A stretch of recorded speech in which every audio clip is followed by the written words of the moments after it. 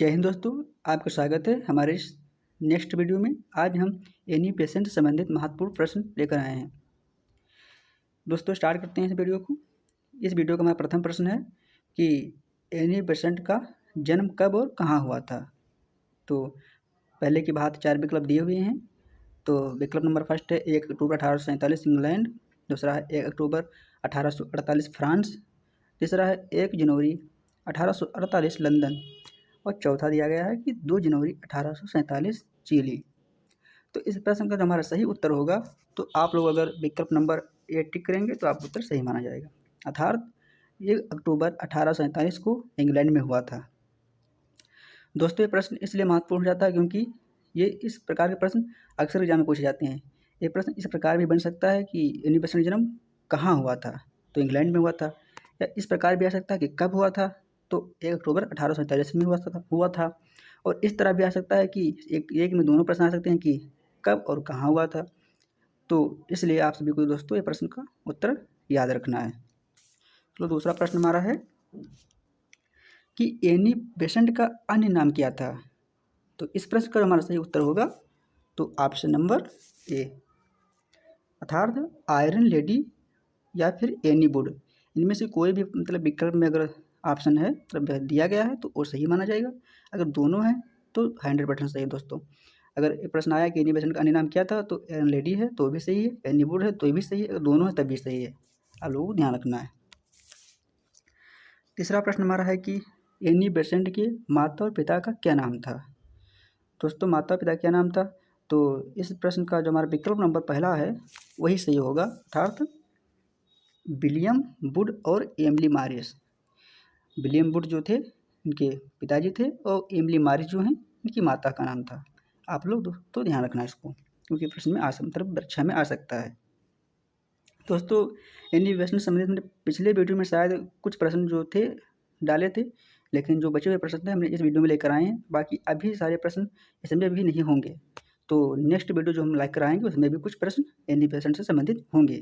इसलिए आपको सिर्फ लास्ट तक बने रहना है और कंटिन्यू वीडियो को देखना है। एनी बेसेंट के पति का क्या नाम था। दोस्तों मोस्ट इम्पॉर्टेंट प्रश्न है कि एनी बेसेंट के पति का क्या नाम था। तो इस प्रश्न का जो हमारा सही उत्तर होगा तो विकल्प नंबर फर्स्ट, अर्थात फ्रैंक बेसेंट जो है इनके पति का नाम था। दोस्तों याद रखना। 5 नंबर प्रश्न हमारा है कि एनी बेसेंट को महात्मा गांधी किस नाम से पुकारते थे। जो हमारे राष्ट्रपिता हैं महात्मा गांधी, तो एनी बेसेंट को किस नाम से द्रव्य कहकर उनको संबोधित करते थे। तो इस प्रश्न का हमारा सही उत्तर है तो विकल्प नंबर सी, अर्थात बसंत देवी। जो हमारे महात्मा गांधी जी हैं वो एनी बेसेंट को बसंत देवी कहकर पुकारते थे। आप लोगों को दोस्तों ध्यान रखना है प्रश्न का उत्तर। 6 नंबर हमारा प्रश्न है कि तलाक होने का कारण क्या था, अर्थात जो इनकी शादी है तो फ्रैंक बेसेंट से हो गई थी, बट जो है कुछ दिनों या कुछ वर्षों में इनका तलाक हो गया था।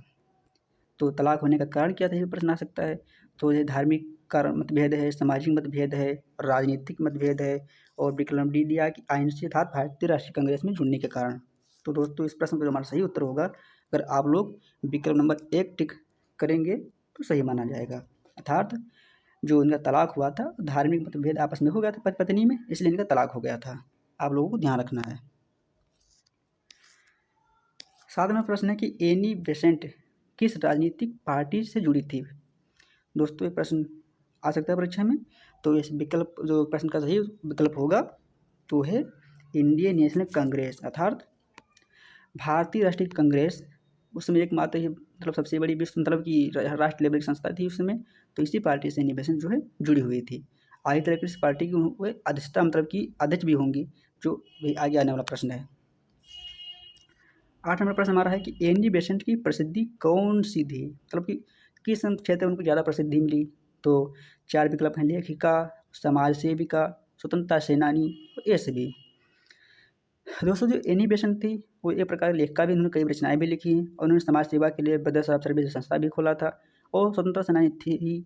तो नो डाउट इस हिसाब से जो 3 विकल्प दिए गए हैं चारों ही के कारण ये प्रसिद्धि इनको मिली थी। इस हिसाब से जो हमारा सही उत्तर माना जाएगा वो है विकल्प नंबर डी, अर्थात ये सभी जो एनी बेसेंट हैं ये प्रसिद्धि ये सभी कारणों के कारण हुई थी। आप लोगों को ध्यान रखना है। 9 नंबर प्रश्न हमारा है कि एनी बेसेंट की शिक्षा किस विश्वविद्यालय में हुई थी। तो इस प्रश्न का हमारा सही उत्तर होगा तो ऑप्शन नंबर डी अर्थात ब्रिकबेक लंदन विश्वविद्यालय या फिर ब्रिकबेक लंदन विश्वविद्यालय। अगर ऑप्शन में दिया गया है तो आप लोग अगर टिक करेंगे तो आपका उत्तर सही माना जाएगा। आप लोग ध्यान रखिएगा, अर्थात विकल्प नंबर डी इसका सही है। 10 नंबर प्रश्न दोस्तों है कि एनी बेसेंट ने भारत को मातृभूमि कब और किस बुक में कहा। दोस्तों इन्होंने एक रचना लिखी थी जिसका नाम था, रचना का नाम था how India wrought for freedom, अर्थात हाउ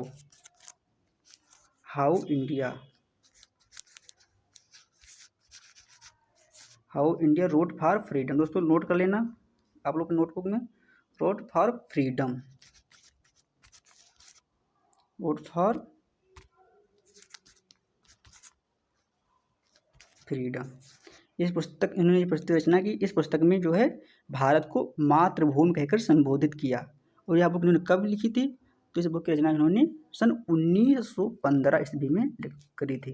दोस्तों ये भी आपको ध्यान रखना है, ये भी प्रश्न आ सकता है किस सन में इस बुक की रचना हुई और बुक का क्या नाम था। तो हमने अभी लिख कर बताया है और बताया भी कई बार है कि how India wrought for freedom 1915 ईस्वी। आप लोगों को ध्यान रखना है।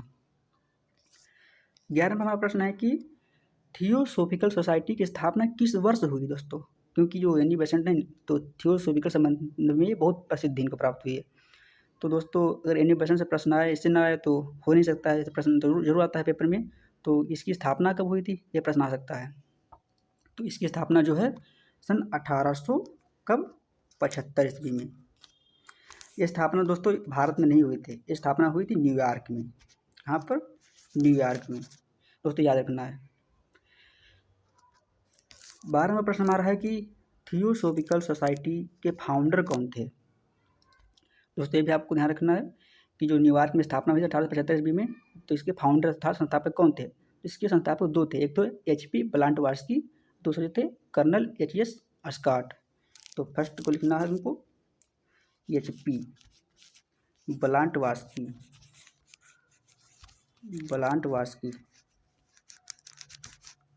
ब्लांटवार्स्की दोस्तों, और दूसरा का नाम था HS कर्नल स्कॉट। कर्नल दोस्तों फिर स्कॉट। दोस्तों ध्यान रखना है, दो लोग थे जिन्होंने थियोसॉफिकल सोसाइटी की स्थापना की थी। कौन कौन, फर्स्ट थे HP ब्लांटवार्स्की, दूसरे तो थे कौन थे, तो थे कर्नल HS स्कॉट। स्कॉट और ब्लांटवार्स्की आपको सिर्फ ध्यान रखना है, एग्जाम में अक्सर पूछा जाता आ भी सकता है कि किसने स्थापना की थी। दोस्तों इन्होंने जो स्थापना की थी तो न्यूयॉर्क में इसका मुख्यालय था। अभी भारत में भी इसकी स्थापना होगी, नेक्स्ट क्वेश्चन शायद यही होगा। हाँ यही क्वेश्चन है कि थियोसॉफिकल सोसाइटी की स्थापना भारत में कब हुई दोस्तों। तो ये स्थापना भारत में हुई थी 1882 ईस्वी में। आप लोगों को ध्यान रखना है 1882 जो थियोसॉफिकल सोसाइटी की स्थापना जो भारत में 1882 ईस्वी में हुई थी, आपको ध्यान रखना है। और जब 1882 में जब भारत में स्थापना हुई तो इसका मुख्यालय कहाँ बनाया गया, इसका मुख्यालय था मद्रास में एक जगह, उसका नाम है अडियार। आप सभी लोग को ध्यान रखना है, क्या नाम है, अडियार में इसका मुख्यालय था। 14 नंबर प्रश्न हमारा है कि एनी बेसेंट थियोसॉफिकल सोसाइटी से कब जुड़ी, अर्थात अब बात आती है कि एनी बेसेंट ने इसकी सदस्यता कब ग्रहण की। तो दोस्तों आपको ध्यान रखना है 1882 ईस्वी में ही, 1882 ईस्वी में ही एनी बेसेंट ने थियोसॉफिकल सोसाइटी की सदस्यता जुड़ गई थी। आप लोग को ध्यान रखना है दोस्तों ये सभी बहुत ही महत्वपूर्ण प्रश्न दोस्तों हैं, आप सभी को नोटबुक में नोट करना है और या फिर बार बार वीडियो देखोगे तब भी याद हो जाएंगे। 15वां प्रश्न हमारा है कि एनी बेसेंट ने स्वयं को थियोसॉफिकल मतलब कि थियोसॉफिस्ट कब घोषित किया, मतलब इन्होंने स्वयं कब घोषित कर दिया। तो इस प्रश्न का हमारा सही उत्तर हो जाएगा सन 1889 ईस्वी को स्वयं को थियोसॉफिस्ट मतलब घोषित कर दिया था इन्होंने। ये दोस्तों आपको याद रखना है। 16 नंबर हमारा प्रश्न है कि एनी बेसेंट भारत कब आई थी। दोस्तों बहुत ही महत्वपूर्ण प्रश्न दोस्तों ये कि भारत कब आई थी। तो ये भारत आई थी 1891 AD में दोस्तों। ये बहुत ही महत्वपूर्ण प्रश्न दोस्तों है कि आखिर में ये एनी बेसेंट भारत, क्योंकि इनका जन्म हुआ था इंग्लैंड में, आप सभी लोगों को पता भी नहीं, पहले फर्स्ट क्वेश्चन इसी से संबंधित मैंने डाला था इसमें। तो इनका जन्म कहाँ हुआ था, इंग्लैंड में। उनकी भाषा क्या थी, इंग्लिश ही थी। लेकिन ये भारत कब आई, तो 1891 में आई। आप लोगों को ध्यान रखना है। 17वां प्रश्न हमारा है कि एनी बेसेंट ने सेंट्रल हिंदू कॉलेज में कब योगदान था, तो इन्होंने सेंट्रल हिंदू कॉलेज की स्थापना कब की, तो इस तिथि इसकी यह हो जाएगी सन 1898 ईस्वी में। कब की, 1898 ईस्वी में। और उस तिथि कौन थी, डेट क्या थी, तो उसमें डेट थी 7 जुलाई 1898 ईस्वी में उन्होंने अर्थात एनी बेसेंट ने सेंट्रल हिंदू कॉलेज की स्थापना की। बाद में पंडित मदन मोहन मालवीय जो थे, उनके अथक प्रयासों से सन 1916 में यह BHU में बदल जाता है। तो BHU जो है तो प्रारंभ में ये सेंट्रल हिंदू कॉलेज ही था। आप लोगों को ध्यान रखना है। 18 नंबर प्रश्न हमारा है कि होम रूल आंदोलन का प्रारंभ कब किया था, यानी जब भारत आए तो उन्होंने होम रूल आंदोलन का मतलब नेतृत्व किया था। तो होम रूल आंदोलन दो लोग मतलब कि बहुत संबंधित मतलब फेमस नेता जो थे, तो पहला तो इन्हीं का नाम आता है एनी बेसेंट जो थी। पहले कौन थी, एनी बेसेंट। एनी बेसेंट और दूसरे का नाम कौन है, तिलक जी, बाल गंगाधर तिलक। तिलक जो है इन्होंने ही भारत में होम रूल आंदोलन का नेतृत्व किया था।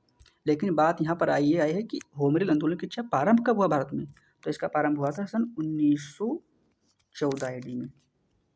आप सभी दोस्तों ध्यान रखना है, बहुत ही महत्वपूर्ण प्रश्न है कि सन 1914 ईस्वी में ही भारत में होम रूल आंदोलन की शुरुआत हुई थी, जिसका नेतृत्व एनी बेसेंट तथा बाल गंगाधर तिलक ने किया था। तो दोस्तों होम रूल आंदोलन से प्रश्न आए तो एनी बेसेंट को आपको ध्यान रखना है, क्योंकि ये भी आ सकता है कि होम रूल आंदोलन में जो दूसरे कौन थे, तो बाल गंगाधर तिलक थे, तो उनको ध्यान रखना है। या फिर एनी बेसेंट कब प्रारंभ किया था, तो सन 1914 में प्रारंभ किया था। कहाँ प्रारंभ किया था, भारत में प्रारंभ किया था। तो आप लोगों को ध्यान रखना है दोस्तों, आप सभी लोग अपने नोटबुक में नोट कर लीजिएगा।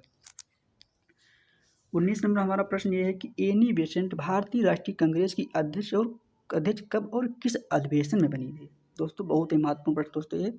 तो ये अधिवेशन कब हुआ था, तो ये अधिवेशन सन 1917 ईस्वी में हुआ था। कब हुआ था, 1917 में हुआ था।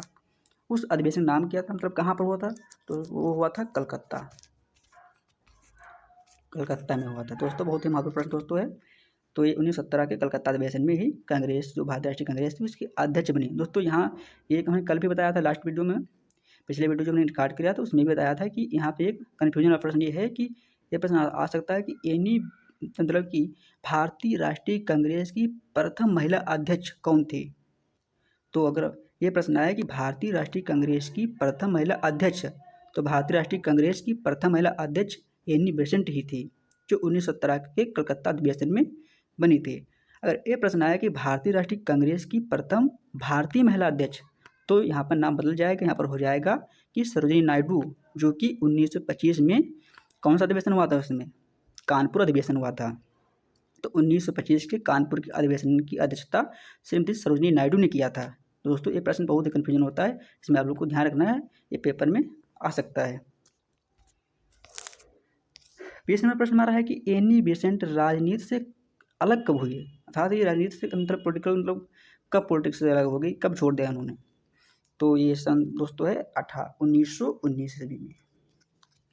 जो एनी बेसेंट हैं सन 1919 ईस्वी में राजनीति से अलग हो गई। आप लोगों को ध्यान रखना है।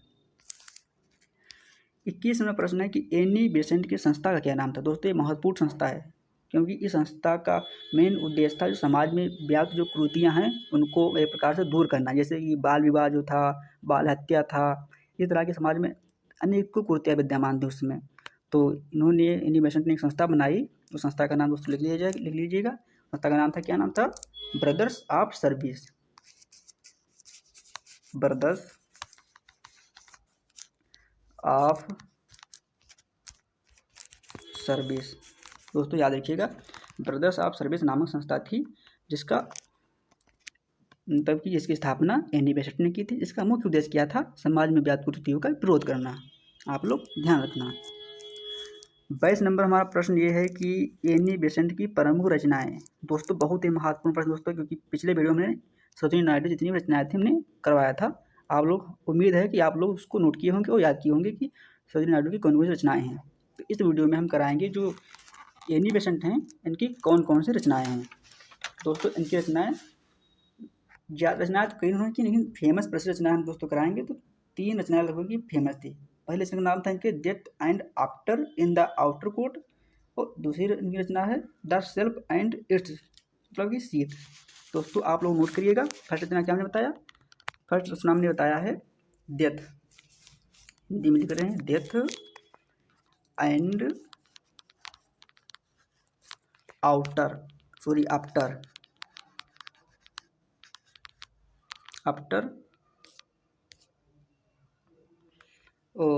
After in the outer court,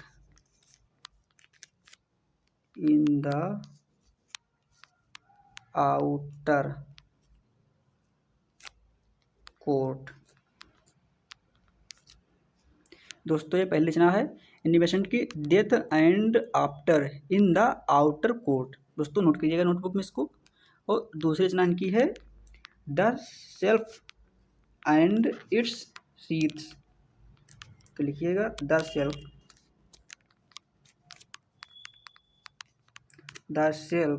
and it's seats,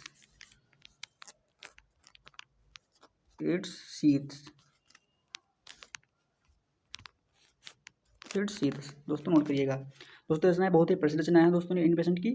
आप लोग अपनी नोटबुक में अच्छे प्रकार से नोट कर ले लीजिएगा और इसको बार बार देखिएगा और याद हो जाएगा। दोस्तों एग्जाम में आ सकती रचनाएं इनकी एनी बेसेंट जी की। तो 23 नंबर हमारा प्रश्न है कि एनी बेसेंट ने किस समाचार पत्र का संपादन किया? दोस्तों इन्होंने 2 समाचार पत्रों का संपादन किया था। जो पहला इनका समाचार पत्र जो था उसका नाम था न्यू इंडिया और दूसरा था उसका नाम था कॉमनवेल्थ। तो दोस्तों याद रखिएगा, लिख रहे हैं। फर्स्ट जो उनका समाचार पत्र था क्या नाम था? न्यू इंडिया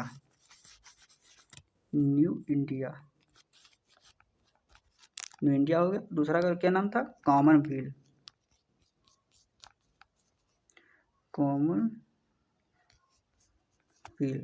दोस्तों याद रखना है, न्यू इंडिया और कॉमनवेल्थ, इन्होंने 2 समाचार पत्रों का संपादन किया। दोस्तों पेपर में आ सकता है कि निम्नलिखित में से किस समाचार पत्र का संपादन एनी बेसेंट द्वारा किया गया? तो 3 विकल्प कोई और देगा और 1 विकल्प मतलब किसी में से रख देगा, और जो इसमें से होगा वही आपका उत्तर सही होगा। तो आप लोगों को अपने नोटबुक में नोट करना है। दोस्तों अगर आप लोगों को नोट मतलब कि जो नोट्स मैंने बनाया है हैंड रिटन वाला, उसकी अगर आवश्यकता पड़े तो आप लोग प्लीज़ कमेंट बॉक्स में बता दीजिएगा। हम आपको अपना हैंड रिटन नोट्स का PDF बनाकर कमेंट बॉक्स में प्रोवाइड करा देंगे, या फिर ये टेलीग्राम ने बनाया है बताइएगा आप लोग, तो लिंक इसमें वीडियो में प्रोवाइड करा देंगे। उसके माध्यम से जुड़ जाना। सारे PDF जो है मैंने वहीं पर मतलब कि रख रखे हैं, तो जिससे आपको हैंड रिटन जो नोट्स हैं तो संक्षिप्त में बने हैं, तो आपको अच्छे से मतलब कि पढ़ने में जो है तैयारी अच्छे से हो जाएगी। और दूसरा जो है जो ये PDF जिससे हम पढ़ा रहा हूँ इस समय, ये भी आपको मिल जाएंगे, और बाकी अदर जो क्वेश्चन हैं 1 लाइन वो भी आपको मिल जाएंगे। अगर आपका इसी तरह अगर कार्य मतलब कि काम चल जाता है तो कोई बात नहीं, क्योंकि अगर आप स्वयं से लिखेंगे तो आपको याद हो जाएगा। जो भी मैं प्रश्न लिख रहा हूँ तो हेडिंग डाले एनी बेसेंट, और उसी समय जितने भी मैं प्रश्न बोल रहा हूँ, जितने भी मैं लिखवा रहा हूँ, उसको आप बारी बारी से नोट करते चलिएगा, जिससे आपकी तैयारी और भी बेहतर हो जाएगी। 24वां प्रश्न हमारा है कि एनी बेसेंट की राष्ट्रीयता कहाँ की थी? दोस्तों बहुत ही महत्वपूर्ण प्रश्न दोस्तों है कि एनी बेसेंट की जो है तो राष्ट्रीयता कहाँ की थी, मतलब कि इन्होंने मतलब कहाँ की राष्ट्रीयता ग्रहण की हुई थी। तो दोस्तों इनका जन्म कहाँ हुआ था? इंग्लैंड में हुआ था। दोस्तों जब इनका जन्म इंग्लैंड में हुआ था तो इनकी राष्ट्रीयता तो वहीं की तो होगी। तो इनकी राष्ट्रीयता कहाँ की थी? इनकी राष्ट्रीयता थी ब्रिटेन की, RITAN, ब्रिटेन अर्थात इंग्लैंड, क्योंकि इनका जन्म वहीं पर तो हुआ था, तो इनकी राष्ट्रीयता वहीं की थी, इंग्लैंड की। आप लोगों को ध्यान रखना है, एनी बेसेंट की राष्ट्रीयता कहाँ की थी? तो इंग्लैंड की थी। 25 नंबर प्रश्न है कि एनी बेसेंट की मृत्यु कब और कहाँ हुई थी? दोस्तों कब मृत्यु इनकी हुई थी? तो मृत्यु हुई थी 20 सितंबर 1933 ईस्वी को इनकी मृत्यु हो गई थी। वो कहाँ हुई थी इनकी मृत्यु? तो इनकी मृत्यु हुई थी मद्रास। जन्म कहाँ हुआ था? इंग्लैंड में। मृत्यु कहाँ हुई थी? मद्रास, या फिर अडियार आ जाए तो वो भी सही होगा, मद्रास आ जाए तो वो भी सही होगा। तो इनकी मृत्यु कहाँ हुई थी? तो मद्रास अडियार में हुई थी। और कब हुई थी? 20 सितंबर 1933 ईस्वी को हुई थी। दोस्तों आप सभी को ध्यान रखना है। पर दोस्तों इतने से प्रश्न आज लेकर आए थे। नेक्स्ट वीडियो में जितने भी प्रश्न छूटे हुए हैं इनसे संबंधित वो भी प्रश्न कराएंगे। साथ ही नेक्स्ट जो वुमेन फ्रीडम फाइटर्स हैं उनसे संबंधित हम प्रश्न लेकर आएंगे। सिर्फ आप सभी को लास्ट तक बने रहना है और ईमानदारी से सारे वीडियो देखना है, और जिससे अगर बार बार वीडियो देखोगे तो आपकी तैयारी जो है अच्छे से हो जाएगी। या फिर आप एक काम करिए कि कापी पर लिख लीजिए और उसको बार बार रिवाइज करिए, क्योंकि एग्जाम में अक्सर बार बार प्रैक्टिस जो किए होते हैं उन्हीं का मतलब पेपर अच्छा होता है। क्योंकि हमारा भी पेपर हुआ था तो जो बहुत कन्फ्यूजन हुए थे, इसलिए नंबर कम थोड़ा बहुत कुछ 5 नंबर कम हो गए थे हमारे, लेकिन तब भी अच्छे नंबर आए थे। क्योंकि वहाँ पर एक तरह के सारे प्रश्न आते हैं, समझ में आता है कि किसमें क्या होना चाहिए। इसीलिए आपको बार बार प्रैक्टिस करना है, या फिर बार बार वीडियो देखकर काम चला लीजिए, या फिर आप लोग मैंने कापी में नोट कर लीजिए और उसको बार बार पढ़िए, जिससे आपको मतलब आउट ऑफ 75 में 75 मिल सकें और आपको अच्छा स्कोर, जैसे अच्छा सा परसेंटेज मतलब कि बीए के थर्ड सेमेस्टर में आ सके। अब ये काम है आपका तब भी, और बीएससी तब भी। आपने अगर वुमेन फ्रीडम फाइटर्स लिया है तो सोचते हैं आपको 75 में 75 नंबर आएँ। धन्यवाद दोस्तों, मिलते हैं आपको नेक्स्ट वीडियो में, तब के लिए जय हिंद।